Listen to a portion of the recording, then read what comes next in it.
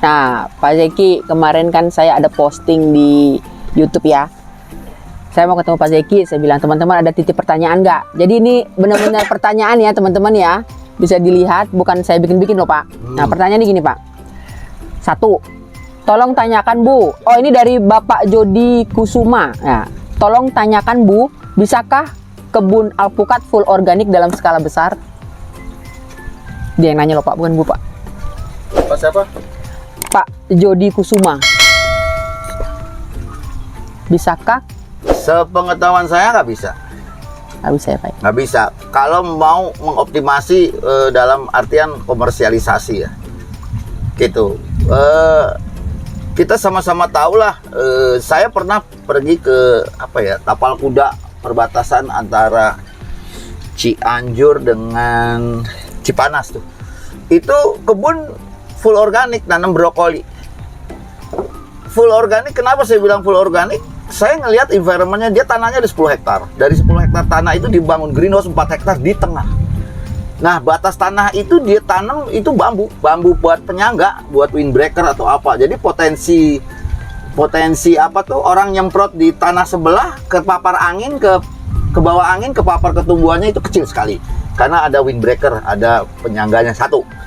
Yang kedua, dia bangun lagi greenhouse di tengahnya. Artinya ya nggak ada tuh masuk ke dalam. Itu saya ngelihat, saya ke sana. Itu murni full organik gitu. Oke? Yang message yang mau saya sampaikan, cuma 20-30% dia bisa jual. Dari 4 hektar greenhouse, itu 30% maksimal yang dia bisa jual. Organik, full organik. Memang brokolinya full organik, memang rasanya beda. Saya makan beda banget. Enak banget. Cuman nggak hijau kayak ya brokoli pada umumnya gitu loh. Tampilannya kurang menarik, tapi rasanya memang dahsyat. Fully organik. Dia cerita treatment dan lain-lain. Ya sebenarnya kalau Anda mau menanggung resiko itu ya it's okay lah. Bisa, cuman asal Anda berani nanggung resiko itu gitu loh. Dan ini bukan ngomongin brokoli loh Pak, ini kebun alpukat loh Pak. Artinya gini, semua bisa asal Anda tadi menanggung resiko. Kalau cuma 20% dalam, atau 30% penjualan gitu loh. Dalam hal ini resiko itu bisa jadi apa, hama atau apa Pak? Ya, semua tidak teroptimal, tidak teroptimasi gitu ya, atau gimana? Iya, semua kan gini ya, pupuk organik kan nggak keukur ya. Nggak keukur N berapa P-nya, kecuali kalau udah sertifikasi seperti, maaf saya sebut merek ya, beberapa misalnya ada Guano, ada Supernasa kan udah ketahuan tuh N-nya berapa. Tapi itu juga bukan pupuk utama, dia booster atau tambahan tapi efeknya memang luar biasa gitu. Kalau dibilang bisa, tapi ada siap nanggung resiko itu tadi. Kalau pupuk NPK kan pupuk sintetis tuh semua udah terukur ya, kapan masuk pembuahan, pupuk apa yang dipakai, jadi ininya lebih gampang gitu. Kalau pertanyaannya bisa atau tidak, bisa. Asal Anda berani nanggung risiko itu. Oke. Sampai saat ini mana ada insektisida dari organik yang langsung dot gitu, nggak ada. Jadi selama ini ada nggak misalnya kebun yang mungkin seumur dengan Pak Zeki yang pernah Bapak tahu mengunjungi, sebenarnya mengambil konsep full organik yang hasilnya nggak ada, belum pernah ada. Sebenarnya begini, ini ya sampai masih jadi perdebatan inilah. Ngomongin organik dan organik, sebenarnya kan pohonan tuh kan nggak tahu lah. Dia cuman menghisap ion ya. Jadi kalau kayak kita nih ngomongin air, bahasa kimianya H2O. Apa H2O itu disebut kimia dalam bentuk cair yang bisa diminum? Kan absurd juga gitu loh maksud saya. Jadi mau tumbuhan juga kan nggak ngelihat dia dari pabrik, dia dari kohe apalah gitu, enggak. Dan asal udah dalam berbentuk ion dia serap gitu loh. Jadi kalau kohe pun tidak dalam bentuk ion, ya nggak diserap. Pupuk sintetis juga kalau tidak dalam bentuk ion, ya tidak diserap. Jadi ya maksudnya ini jadi perdebatan gitu loh, organik dan anorganik.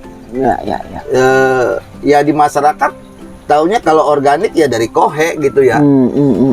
Tapi kalau anorganik dari pabrik gitu, yang sintetis gitu. Jadi ini lebih kepada pilihan ya Pak. Ya, pilihan. Ya, Jadi oke. kepada pilihan ke pemilik mau memilih konsep organik apa anorganik Iya. ya, atau kombinasi. Kalau kita di sini kombinasi. Ya, Kita nyemprot pakai POC yang kita bikin sendiri untuk ada memicu juga. pertumbuhan. Ada juga kita bikin itu organik ya, Pak? Itu ya sebenarnya nggak ngomong organik Beb. Oh iya iya. Karena ion yang diserap Iya, Beb, iya. itu kan nggak tahu dia dari mana. Enggak, maksudnya source-nya bukan bukan dari pabrikan. bukan dari Ya. pabrikan. Source-nya Oke. bukan dari pabrikan. Oke. Kayak begitu. Kita pakai POC bikin STM susu telur madu, ada ini segala macam tuh pupuk semprot. Susu telur madu loh di sini loh, STMJ tinggal tambah Iya. jahe apa tinggal tambah Nggak jahe. pakai kita. Kalau pakai jahe bisa kita minum. Dah. Oke, lanjut pertanyaan kedua ya, Pak. Dari akun namanya Apeng, Bapak Apeng 98. Tolong tanyakan, Bu, lokasi saya 1200 mdpl. Selain khas, jenis apa yang optimal untuk ditanam? Kayaknya itu udah kita jawab juga ya, Pak, berkali-kali ya. Rit, itu aman ya, salah Pak? Satunya terus sepat. Sepat, itu dari introduksi juga? Iya, dari mana? Dari Australia. Sepat tuh, Pak. Sepat dari Australia. Ya. Jadi khas, family, apa tadi? Rit, Ciapus, Sepat. Sepat.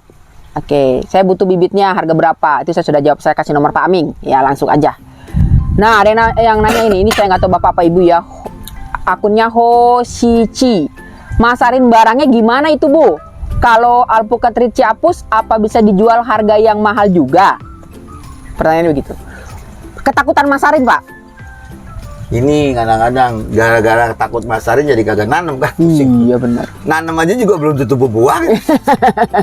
Gua ditanam aja. Tanam kalau- dulu ya. Iya. Kalau susah masarin hubungin Mangal Farm ya. Iya, kue. Pak, saya mau beli kue. Kuenya nggak ada. Iya, Cuman benar. box doang. Iya. Ya, begitu mau beli barangnya nggak ada. Nah, tapi udah bisa dijawab di video Pak Zeki yang pertama. Iya. Potensi kita besar sekali, Iya. potensi pasar. Alpukat kita yang bagus itu, aduh dikit banget ya Pak.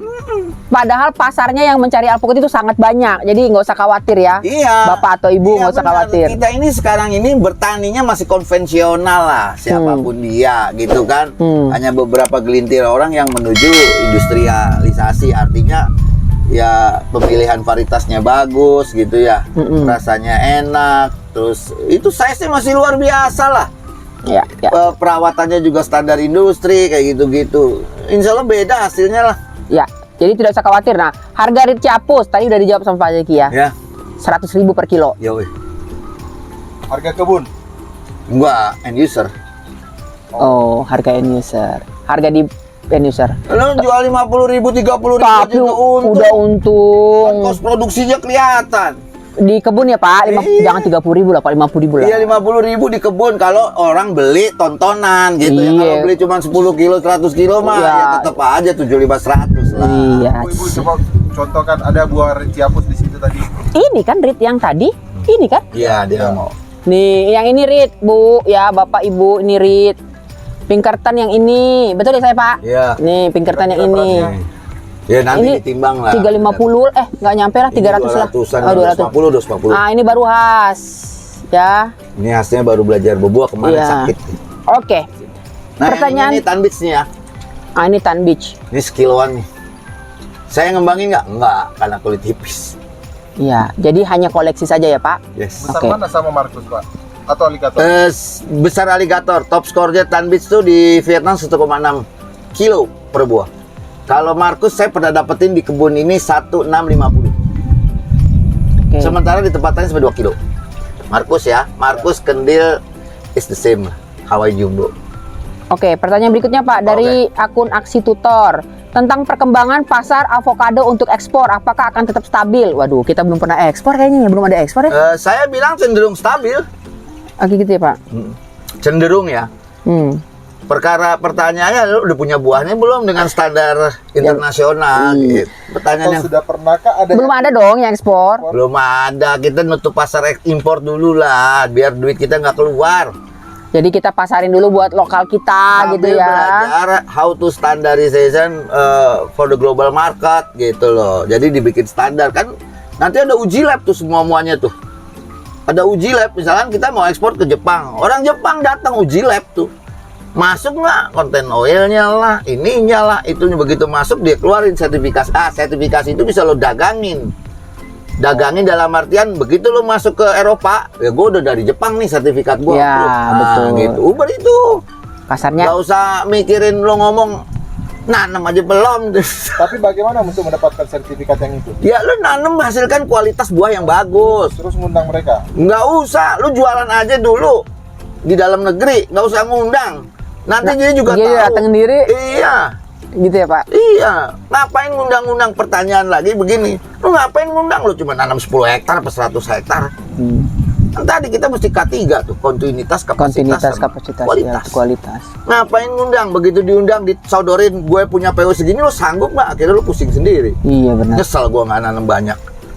Kan kejadian tuh Jepang udah 4 tahun, 5 tahun yang lalu kirim surat minta 5 kontainer 20 feet. Emang sekarang ada? Nggak ada.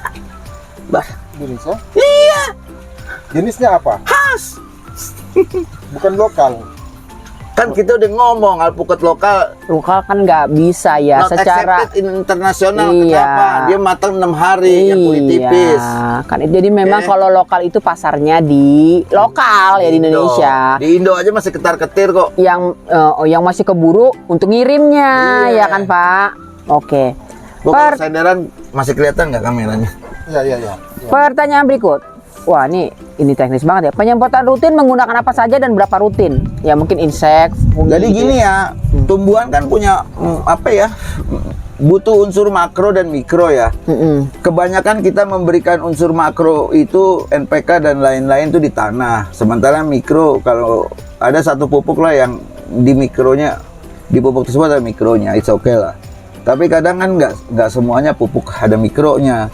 Nah kita nyemprot itu dalam rangka memberikan pupuk mikronya, makro dan mikronya.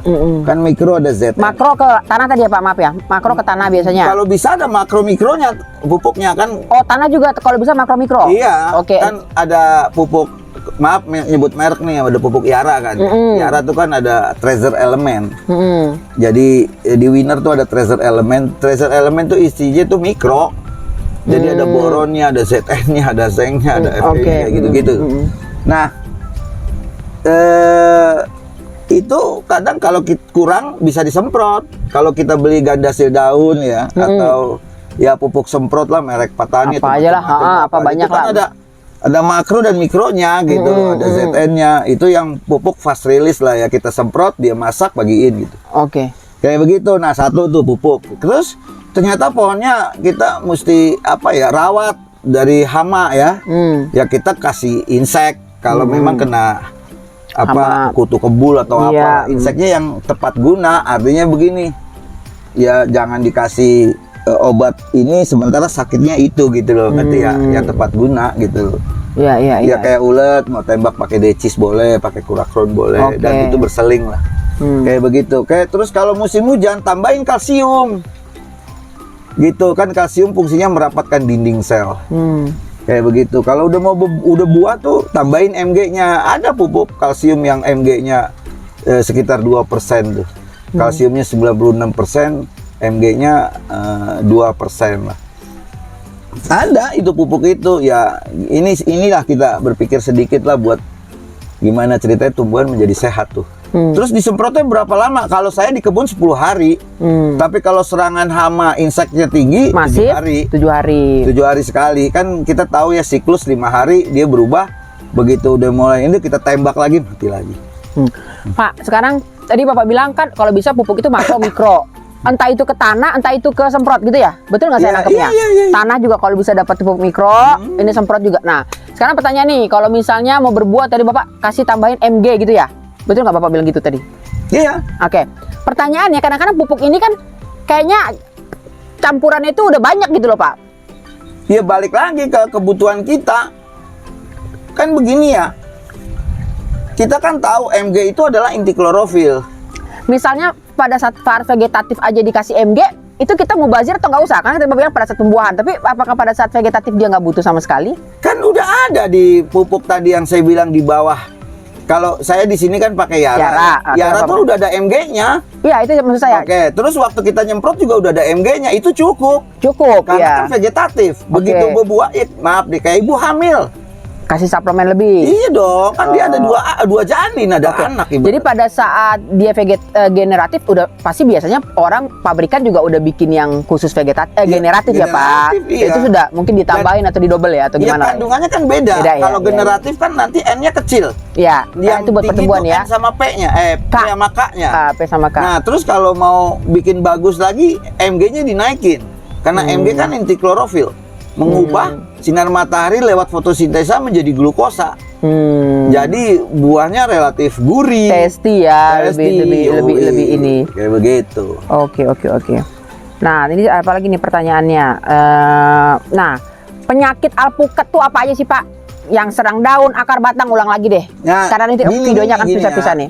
Penyakit itu kan dibagi dua ya, sepengetahuan saya. Ada yang insek sama yang fungi. Ini dua aja sebenarnya ya persoalan ya. Iya. Di luar mechanical damage ya, ini penyakit ya. Jadi insek sama fungi, makanya ada fungisida, ada insektisida. Ya. Yang kedua-duanya disebut pestisida gitu. Iya. Ya, nah balik lagi nih serangannya apa? Kalau fungi ya cari obat fungi.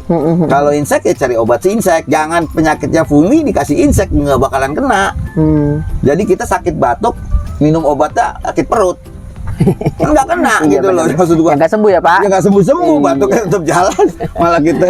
Nah, pertanyaan saya sini, kalau misalnya di daun, kayak ada nggak jamur yang menyerang daun tuh ada Oh Pak? ya ada. Itu biasanya apa sih dia ininya tampilan sekilasnya kayak gimana? Kayak Hitam-hitam, ya total hitam. banyak gitu ya. Ada downy mildew gitu, ada powdery mildew. Tapi kalau kayak gitu-gitu jarang tuh nyerang di alpukat. Biasanya di anggur tuh. Oh. Jamur ya. Ini kita ngomong fungi dulu ya. Iya. Powdery mildew sama. Nah, terus ada karat daun. Ada karat daun tuh warnanya coklat gitu. Ya ada. Anda tulis aja di googling. Karat daun, fungisida karat daun keluar tuh. Bahan aktifnya apa, di toko pertanian Anda terdekat apa, dicoba gitu loh. Coba, Kan ya. masing-masing environment pasti beda. Ya. Gitu. Terus bisa juga Anda kasih kuproxide gitu ya. CU tuh bahan dasarnya CU untuk buat dia menjadi sehat atau preventif.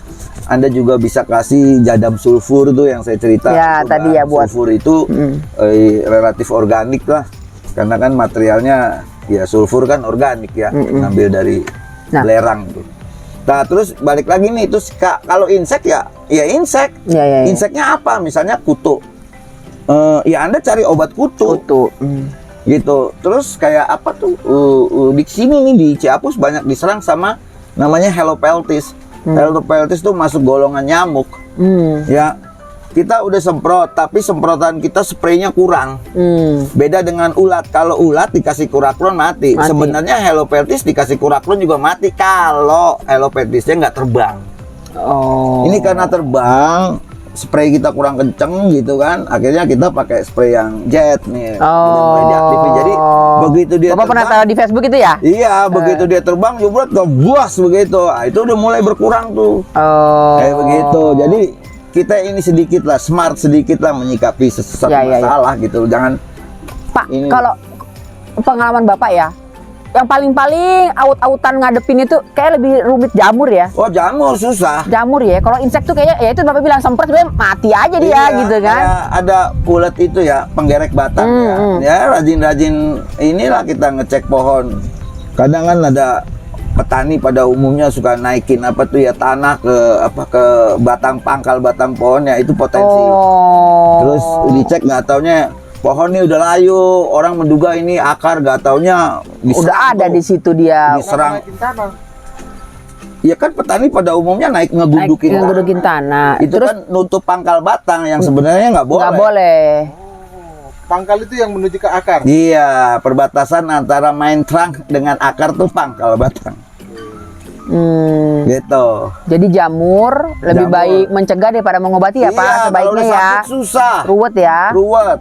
Sampai di kita ada tinggal setengah batang gara-gara kita kerok tuh.